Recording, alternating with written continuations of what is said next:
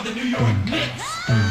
We are the New York Knicks. Say go New York, go New York, go. Go New York, go New York, go. Say go New York, go. Yo, what's up everybody? Welcome to the Knicks Pod. I'm your co-host, Josh Byrne, and I'm joined by my longtime friend, longtime co-New York Knicks fan, Connor Thompson. We're talking all things New York Knicks basketball, and we're diehard fans, the good, the bad, the ugly. We've been through it all. Being a Knicks fan, not easy whatsoever, but this is your go-to place to vent, to complain, to praise the team when they deserve to be praised, and to get hype about what should be a very exciting New York Knicks season coming up. And now I'm going to turn it over to the other co-host of the show, another diehard Knicks fan, Connor Thompson. The floor is yours. Why don't you introduce yourself? Thank you, Josh. Nice to hear from you. And, well, I've been following the Knicks now ever since 2016, once we got our hands on Derrick Rose. He was actually my favorite basketball player all time. Made me fall in love with the game. I'm not going to lie, I was a Bulls fan during the early stages when you guys had Carmelo and everything. But once he got traded to New York, I said I have to support the hometown team. And now I've been a fan for about 7 years. And like you said, I've been through all the emotions, the good, the bad, the ugly. But I'm very happy with the way the team is right now. I'm looking forward for big things to come in the future. And as for me, I've been following the Knicks since, 2010, since the Carmelo Anthony days. So I've seen some really exciting highs. Of course, there's a 2013 season, 54-28. I think we all remember that as Knicks fans. And that's what truly got me into the team. Raymond Felton, Tyson Chandler, Steve Novak, and of course, Carmelo Anthony. And ever since then, there's been a lot of lean years. But that's what makes the Knicks community, the Knicks fan base so special, is that through the thick and thin, and there's a lot of thin, there's a lot of lean years, the fan base is always so passionate. They come out, they rock the Garden each and every night. And now that we're starting to see this shit turned around, Tom Thibodeau comes in, we make the playoffs year one, down year two, and then last year making the second round of the playoffs for the first time in a decade. Very exciting. That's something that obviously the fans deserve, and it's something that this community of supporters deserves, because no one, packs the house like Knicks fans every single night. And New York obviously has tons of sports teams, more sports teams than any other major city. But if we're talking about one team that truly defines New York, I know you're wearing the Yankees cap right now, but I would have to say the Knicks are really New York's team. I mean, the Yankees, there's also some Mets fans, and then the Rangers, there's also the Islanders and Devils. And I know there's also the Nets, but let's be honest. This is a Knick town, more than any other team. I mean, you could argue Yankees, that's fine, but it's a Knick town. Absolutely, I agree with you 100%, because think about it, when you're walking down Manhattan or somewhere, you ask them, hey, what's your favorite football team? They might say the Jets, they might say the Bills, the Giants, you never know. But it's always going to be Knicks fans everywhere, every single place. And that's why I love this team. Everyone's so passionate. Sometimes us fans get a little too excited, but it's all right. We got to learn to keep our emotions under control. But I just think this team just has so much going for it, and I think the offseason should be interesting, but I'm really just looking forward to helping or seeing our guys improve and stuff. Yeah, dude, no doubt. Watching these players improve, that's been the number one source of excitement for me, because this Knicks team over the past 20 years, it's been mired in incompetence, let's be honest. From the Isaiah Thomas days to the David Fizdale days, there's been a lot of bad, and there's been one source of consistency that entire time. They just turned the page on front office after front office, coach after coach. There's no consistency. The roster turns over year in, year out. And I feel like, for good and for bad, and I think mostly for good, we're finally seeing a Knicks organization that's being consistent and trying to build a roster and develop a roster over the course of several years. They're actually being patient. And now you're seeing a team that after adding Jalen Brunson, you look at it, this is still very much the same team they've had the past couple years, and they're not interfering with that. They're not making the stupid move just to make the stupid move. 20 minutes later. Oh, shoot. The Knicks, we got some breaking news, dude. What? The Knicks are trading Obi Toppin. Oh! To the Pacers for 2 future second-round picks. Wait boy. 2 future second round picks for Obi? That's it? Wow. Well, this is fun. I gotta say, off the cuff, man, I don't like that trade at all. And we hadn't gotten to the part in the show where we were talking about trades. I was gonna bring up the fact that the Knicks were closely linked to possibly trading Obi, and apparently there was some sort of feud between him and Tibbs at the end of the season. But Obi's a guy who, when he's on the court, I feel like he generally makes a positive impact. Yeah. And he's a classic guy who has untapped potential. You look at his numbers in the game that he started in his career, and granted, most of those are inconsequential games at the end of the season, but he's put up all-star level numbers in like those 10 to 12 games. He's shown he can be a starting caliber player. And to give him up to the Pacers for 2 second-round picks? Dude, second-round picks in the NBA mean little to nothing. It's nothing. I guess it's, what's it called, trade capital for us, getting more picks. But, dude, I just pulled it up right here. I just want to say this. Obi Toppin last year, in the games that he started for us, he averaged 21.8 points, 3.4 assists, and 3.2 rebounds a game. I mean, it might not be the best numbers, the rebounds and assists, but someone that's averaging 21.8 points a game as a starter in the NBA is not worth 2 second-round draft picks. It's just not. I think we probably lost out on the trade a little bit, but, I mean, Obi and Tibbs couldn't. I absolutely think we lost out on the trade. This screams to me of a situation where the Knicks were almost seeking out a trade and we're going to trade Obi no matter what. We're just getting rid of him. And I just don't agree with that. Like I said earlier, you don't make a move, whether it's a splash move, landing a star, or a trade. You don't make a move for the sake of making a move. And when you trade a former lottery pick, a guy who you've seen really good glimpses of in the time where he's gotten an opportunity, when you trade a guy like that for 2 second-round picks, that just reeks to me of a front office making a move for the sake of making a move. I know. And that's why I don't like it. And this makes the Knicks a worse team. Because what if Randall gets hurt? Obi was a great... That was the great thing about having Randall and Toppin.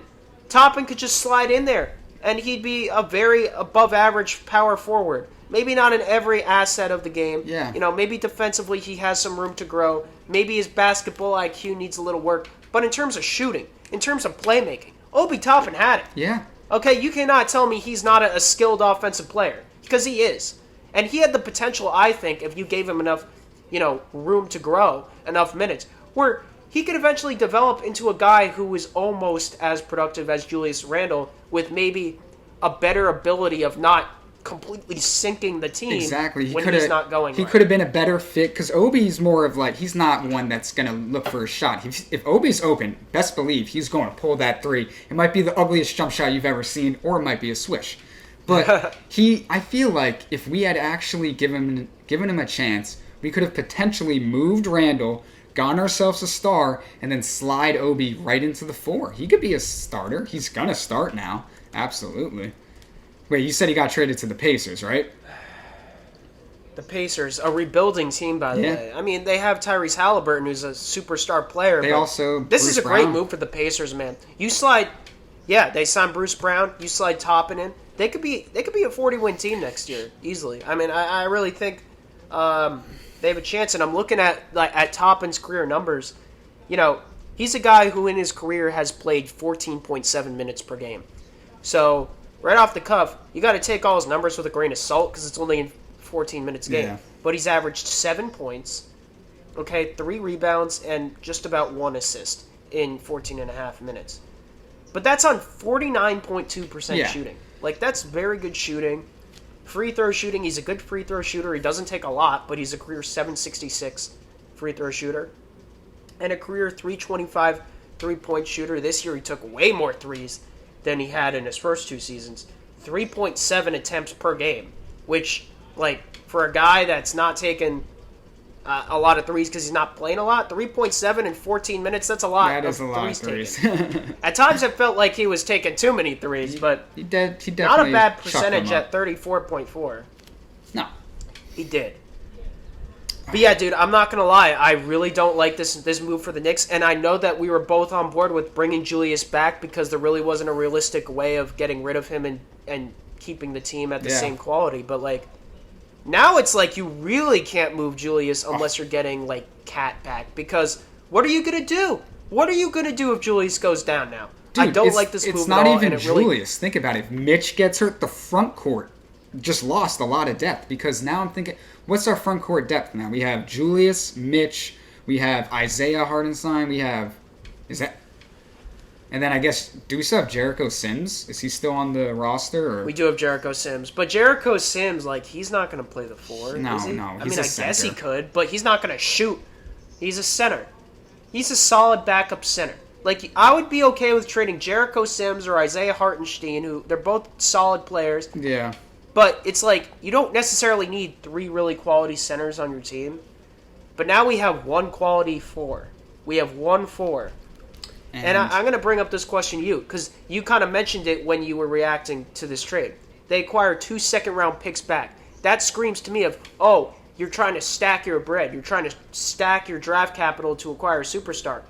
Who is that guy going to be? Because if this isn't in an effort to obtain Karl Anthony Towns, then this makes no sense, because it seems like they're building all this draft capital, but it doesn't look like they're going to make that trade for a superstar this offseason. So when the hell is it going to happen? Well, this is what it could be. I mean, it gives us more money this offseason right away. Like, now we could go ahead and get 2 free agents if we really wanted.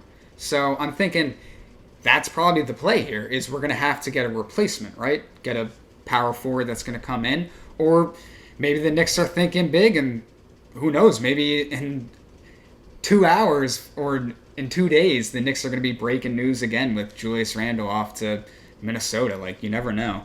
But this is definitely a little surprising. I mean, I'm not so surprised. We kind of knew Obi might have been traded, but for it to happen this fast right now, it's... Whew. There's a little hole in our team right now. We'll see if we can spawn. Now I'm looking at a list of free agent power forwards. Because I gotta say, if they're not making a trade for a star like Cat, like, they're gonna bring in another power forward. What's our good friend Taj Gibson up to? You know Tom will love to have him.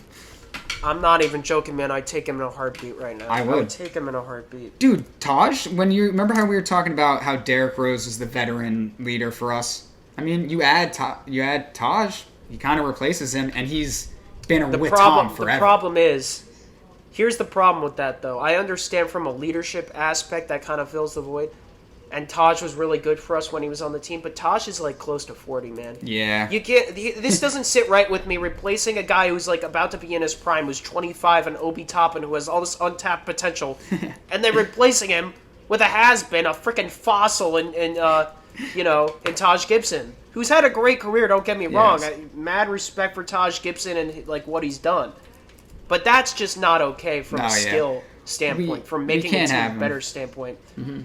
They got to bring it. I mean, I'm looking like Jermichael Green. I guess that could be a name.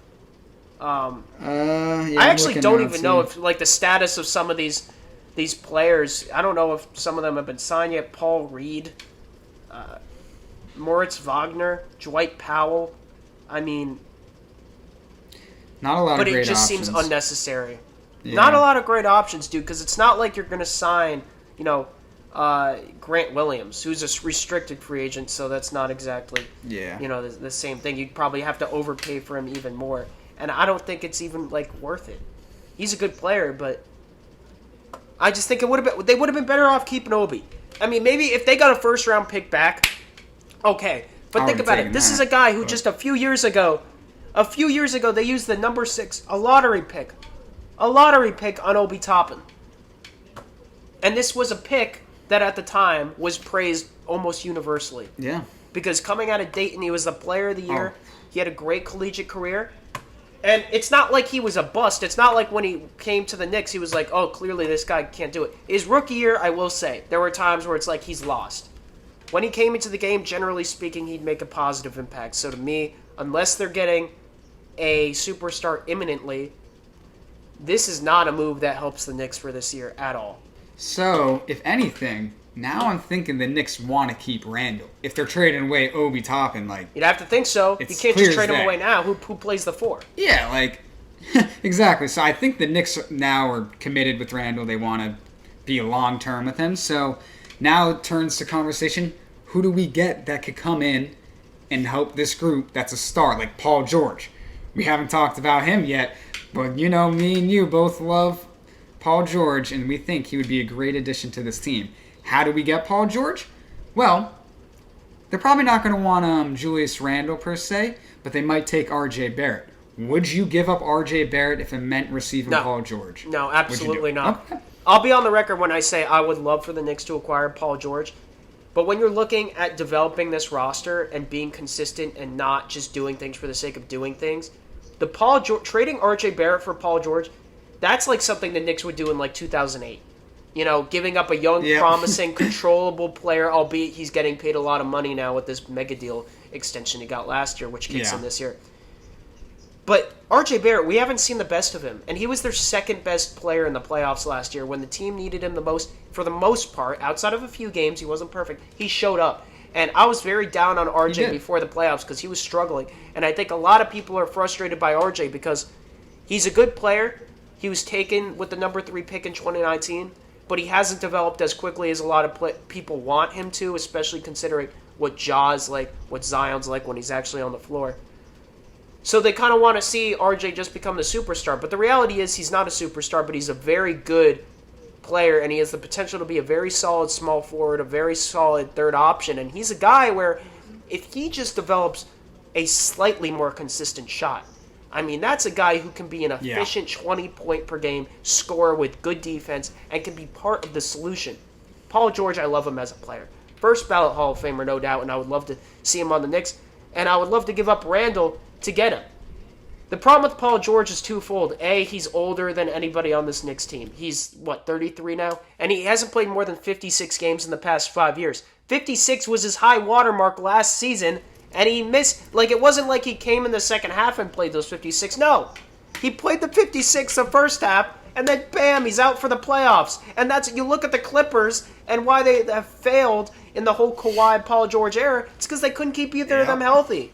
I mean, that's just the reality of it. So no, I would not be comfortable going and giving up one of my up-and-coming stars in this league who's 22 years old, who you have under control, and you probably haven't seen the best out of, who you know is going to play almost 80 games a season in R.J. Barrett, for a guy who's not guaranteeing you a championship, who's not even guaranteeing you 60 games played a season in Paul George. So, Paul George, if we're getting Paul George, I'll give up Julius, even though I know he's going to give us more games, because Paul George is a guy who I'll give up a commodity like Julius, who's probably not going to be here for more than a couple more years anyways. And Paul George, at least, if he comes here, he gives us a better chance of getting further in the playoffs now. Yeah. And even though that's true if I give up RJ for him, RJ has the potential to be part of, the championship team in 2025 or whenever the Knicks finally get to that stage where the young players are all good enough and we have a good enough core. Yep. Trading RJ for Paul George, it's a topic that's come up a lot in social media. There's a reason you just asked me that question. It's an interesting conversation, but to me, that would stunt the development of this team, and that would stunt the development and the progress that Leon Rose has made in making the New York Knicks a competent destination. I mean, it's just tough with the Knicks here because now we want to see us keep our guys and just have, players that stay with the team for more than 2 seasons, whatnot. But at the end of the day, will this team get us a championship? Even if they all develop, in 3 years online, RJ's averaging 23 on 40% shooting from 3. Even if all that's happening, I still just don't think we have the star power and consistency to win a championship. But then again, I just don't know who we plug in that's just going to make us win a championship. That's the game of basketball. You don't know. But it's not going to be Paul George. Definitely, Paul George could help us, but just for the right price. Because think about it. You trade Paul George, even if you give away Julius Randle, you're giving up an Iron Man, dude. Julius Randle's a warrior. He's going to play every game. He's going to give you your all. You won't have that with Paul George. And then you also just lose Julius Randle. I don't know. Yeah. No one's going to argue that Julius Randle is a better player overall than Paul George. No one will. But you'd be right in arguing that Julius Randle is likely to give you more games. And when you do make the playoffs, assuming they do, Julius Randle is far more likely to be available. I mean, the best attribute someone has is availability. Paul George doesn't possess that. And I don't know when the Knicks are going to get to that championship caliber of a roster. Hopefully it happens in the next few years, but I don't have a magic ball. But it ain't right now. And it's certainly not going to be without R.J. Barrett. Nope. I don't think that makes the team better. Especially if there's this Obi Toppin news. I don't want to give up R.J. Frankly, I'll go on the record saying this. Here's my wild, blockbuster, unlikely to happen scenario idea. But if they're going to make a blockbuster move this offseason, it has to be for one guy, Karl Anthony Towns. You look at where the Timberwolves are right now, coming off a season which was an unmitigated disaster, in which I know there were injuries, but when they were on the court together, Karl Anthony Towns and Rudy Gobert just did not work. They did not mesh. And for whatever reason, okay, the Timberwolves have become like the Midwest version of the old Knicks that were just incompetent and just did not know how to build a team. Because for some reason, they thought Mr. Coronavirus himself, Rudy Gobert, who's touching tables and making a mockery of the whole situation, they thought he was the final piece. And they gave him over $40 million a year. He's making considerably more money than Karl Anthony Towns. So what I would do is I would give up Julius Randle, and I would give up some of the draft capital we have to acquire Karl Anthony Towns, because the Timberwolves, they get back a star player, albeit not as good, but a guy who potentially could work better with Rudy Gobert. They get some money off the books, and they get some draft capital for a roster that probably wasn't going to win a championship anyways, but they still get to be competitive. For the Knicks, they get rid of Randle. Yeah. They get a new face in Karl Anthony Towns. They have a superstar, and perhaps this improves them for the short term and the long term, because you have Karl Anthony Towns signed long term. So that would be something I would do. I love him. I think that would be the place, honestly, that would make the most sense to ship Randle off to.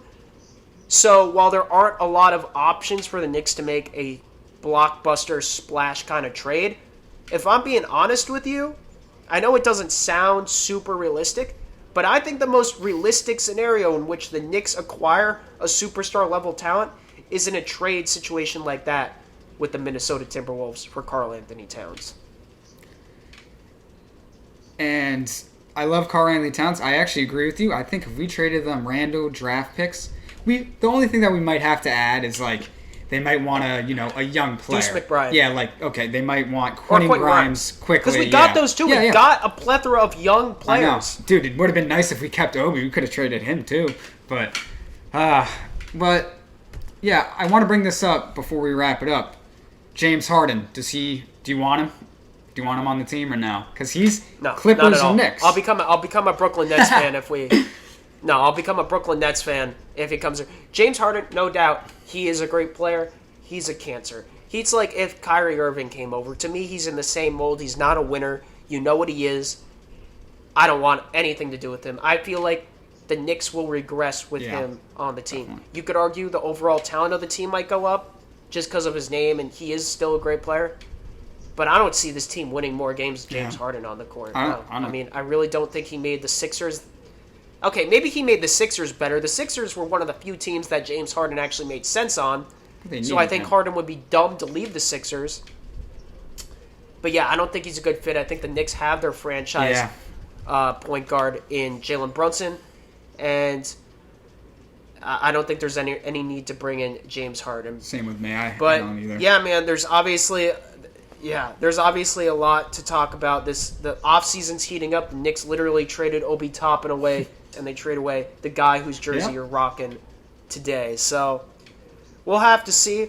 We'll be back with all the latest Knicks news probably sometime this week. We'll be rocking with Knicks Nation throughout the offseason going into this season. And for good and bad, we'll let you know how we feel about the state of affairs with the New York Knickerbockers. But with that being said, thank you for listening. I'm Josh Byrne. That is my good friend and co-host, Connor Thompson. And as always, guys, all the love, peace out, and let's go Knicks. More breaking news today, Connor. We thought we were done when Obi Toppin got traded midway through the inaugural recording of the Knicks Pod, but we had even more huge Knicks news on the opening day of the Knicks Pod, so this must mean the universe is like on our side or something. There's something going on between this podcast and the fact that the Knicks hadn't done anything, literally anything at all, this entire offseason until we turn on the mic and start recording today, and then we get the two biggest transactions of the offseason. We talked about Obi getting traded, but breaking news now, Knicks signing Donte Divincenzo, 4 years, $50 million. What are your raw thoughts and reactions on that, my man? Dude, I'm so ecstatic right now. I mean, he's exactly what we need. Like, we were talking about it earlier. We don't really need any major moves this offseason, but what we needed was a 3-and-D player to come in, knock down big-time threes if we need it, play solid defense on opposing guards, and that's what Donte is going to bring for us. And let's not forget, Donte, Josh Hart, and Jalen Brunson all have some chemistry from Villanova back in their early days playing college basketball. So, I mean, I'm just really excited to see what this team can do with him. And overall, I think he's just going to bring toughness and great chemistry to a team that has a lot going for them next season. Yeah, I think toughness and great chemistry is something that they already had in great spades last season, but when they brought Josh Hart over, you mentioned the Villanova connection. That, I've got to think, made it easier on both of them. The fact that they had already had experience working together on the court. And now you add another champion on that same team in DiVincenzo. And it's funny because while they all play different positions, they're all different players in their own right. They kind of all fit that mold of Tom Thibodeau that we were mentioning earlier. They're all really smart players. You look at the scouting report for DiVincenzo, and it really just looks like a guy who, yeah, he may not have, the biggest body out on the court by any means, standing at only 6'4", but he's got a great feel for the game. He knows when to play smart defense, how to play smart defense, just good overall basketball IQ. And one thing that he possesses, which wasn't on this roster before, even though they have good shooters like Quickly and Brunson, they didn't have that one guy that when you need it the most, when things aren't clicking in all cylinders, he can knock down a shot. They didn't have that guy before. Now they possibly have that in Donte DiVincenzo. So you can, sit down and start complaining about, Leon Rose hasn't done enough so far this offseason to make the team better. And, you're well within your rights to do that. But this move right here undoubtedly makes the Knicks better than they were yesterday. Absolutely, yeah. I mean, and think about it too. For the price we got him for, 4 years, $50 million? I mean, with the current market nowadays, that's honestly kind of a steal. Like, we might be going back, just like Jalen Brunson in 2 years, saying, damn, this is a steal for Donte. But, I mean, overall, dude, this is just going to be great. The thing I like so much about Donte is giving him that 4 years, I don't feel too bad about it. I mean, the guy is only 26 years old. It's not like you're signing some scrub in his 30s, some guy who's a little over the hill, and he's still a shooter, but he can't quite do the same things. No, this is a guy who, he plays with a lot of energy and a lot of toughness, and he's still at an age, and he's still going to be at an age for the next couple seasons where it's fair to expect him to continue doing what he's been doing and maybe even improve his game a little more than where it already was. And this is a guy who not only has had to grind to get more minutes in the NBA and really rise through the ranks, this is also a guy who's had to do that on championship caliber teams. And we know the Knicks aren't there yet, but we know they want to get there eventually, hopefully within those 4 years that Donte's on the team. And Donte knows how to be a part of the puzzle, how to be part of the solution. He wins the national title with Brunson and with Hart, but then he goes on and he wins an NBA ring with the Bucks in 2021. And people might forget this in a few years, but he was on the Warriors this past season. And even though they didn't win a championship, he still had to play, serious minutes in a serious amount of playoff games. It's not like they were only in there for a minute. He played in 13 playoff games, this past season. Okay? And he was averaging 18 minutes a game. And while his numbers weren't overwhelmingly impressive, this is one of those guys where he's only going to hit like 2 or 3 big shots for you. And outside of that, when he's on the court, he's going to be like Josh Hart and do the things behind the scenes. He may not grab as many rebounds, but he's going to do what he can to bring toughness and execute the right play, execute the vision and game plan of Tom Thibodeau. Absolutely. I mean, I just don't think Donte Divincenzo, he's not going to come in and make us a championship team. Like, we all know that. We all know he's not the superstar that we needed to get to the promised land just yet.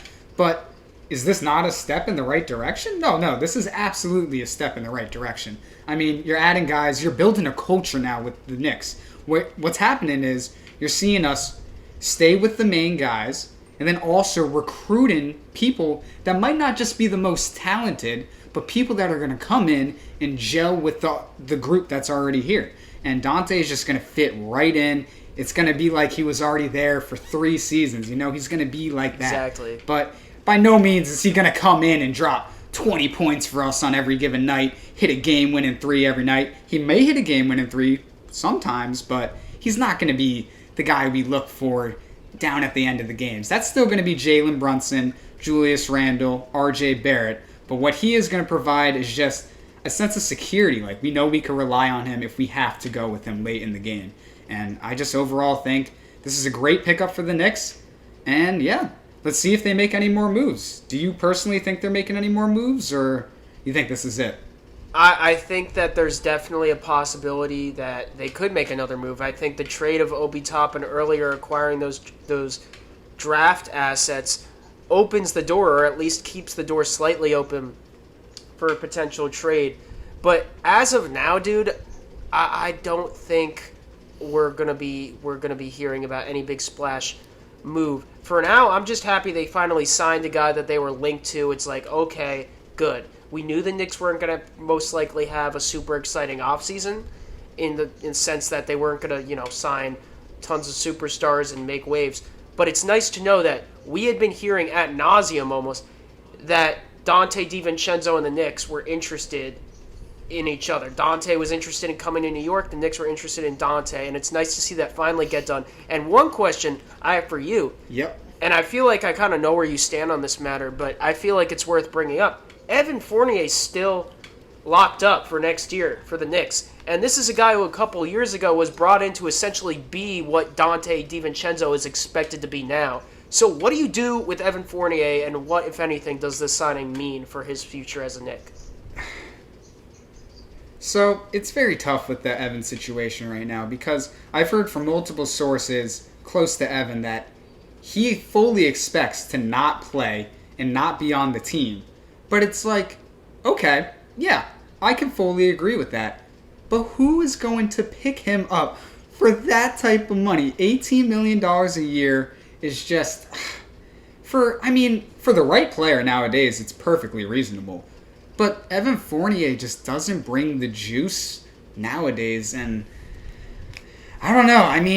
I think we could trade him, but what we'll probably have to do is just dump him off. Like, it's not like we're going to get anything back. Like, dude, we'd be lucky to get 2 second round draft picks like Obi did. We'll be lucky to get that with Evan. If anything, it's a contract dump. If we got 2 second-round picks for Evan Fournier, I'd be planning a freaking parade down, Central Park West, bro. I swear to God, that would be the freaking steal of all steals. That Leon Rose should get a freaking monument, on 34th Street if that happens. Because Evan Fournier is so useless at this point of his career. And the fact that he's getting paid $18 million, I don't want to hear people telling me, oh, you guys gave a lot of money to DiVincenzo. Yeah, $12.5 million per year. I'd love to be making that much money, sure. He's set up for life just based on that 1 year annual value alone. But if you look at the grand scheme of things, compared to what other free agents are making, compared to what literally Evan Fournier is making, $12.5 million per year over 4 years is nothing. And he's 26. Fournier is 30. Those 4 years made a big difference, because if we had the 2019 version of Evan Fournier who was on the Magic, we would not need to pick up the current 26-year-old Donte Divincenzo. Dude, Evan Fournier nowadays is only good for fucking 2 games or 4 games a season. And it's when he plays the Boston Celtics. That is it. If he's not playing the Celtics, Evan Fournier, just don't even worry about him. He's not going to do shit for you. But honestly, I really think the Knicks are screwed with Evan, and we're just going to have to eat his contract. He's going to sit on the bench unhappy, and he's just never going to play. We made a bad signing. Let's own up to it. We could all agree it was a bad signing. And if we have to live with the consequences, so be it. It's just how it is in sports. And I kind of think in a way, by the Knicks making this move for Divincenzo, they're admitting the mistake that they made in Evan Fournier. Exactly. Because they could have been stubborn and been like, hey, we owe this guard $18 million next year to just pretty much be a guy who can hit a big three at the end of the game. Well, clearly, they realized, and rightfully so, that Evan Fournier is just not capable of being an impact NBA player. At the very minimum, he is not capable of doing it for the Knicks. I'm not ready to completely close the door on anybody's career because he is only 30, and you did see in a couple games last year, albeit not a big sample size, but you did see he's still capable of occasionally coming off the bench and scoring at an NBA level. He could do that. But in New York, he is never going to be a guy who the Knicks can rely upon. So they were very smart in essentially upgrading that kind of player on their roster like they did today with Donte Divincenzo. So, look, is it a super sexy splash? No. But is it something that the Knicks were connected to and something that we felt as Knicks fans that they needed to ultimately get done? Absolutely. So in that regard, I'm happy this deal got done. And they clearly didn't spend a ridiculous amount of money. $12.5 million a year isn't going to be the end of the world. And I'm happy with it. You know how I feel about the Obi Toppin trade. I'm not happy with that. So let's look at today as a loss first on that first transaction. That was an L for the Knicks in my opinion. And they kind of, to a certain extent, not completely, but to a certain extent, they kind of righted the ship and redeemed themselves later in the day with finally signing Donte Divincenzo.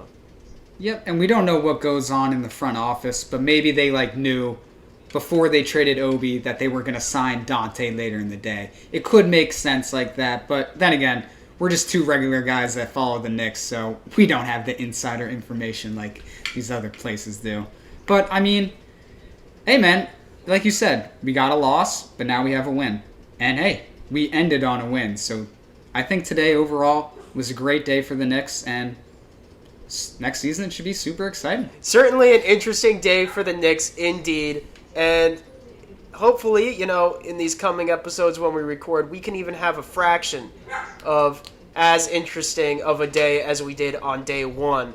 Two huge storylines, day one of the Knicks pod. And stay tuned for more because the next time the Knicks trade someone, salary dump someone, sign someone, do something that we don't think makes any sense, do something that we are going to praise them for. It doesn't matter. We're going to be here. The Knicks pod is going to be here to cover that. And I'd imagine, Connor, that's going to be in the relatively distant future. So, until then, folks, this is the official goodbye, unless something else happens before midnight of the day that we're recording this on Saturday, July 1st. But I doubt that's going to happen. And on that note, I'm Josh Byrne for Connor Thompson. Have a great weekend, everybody, and let's go Knicks.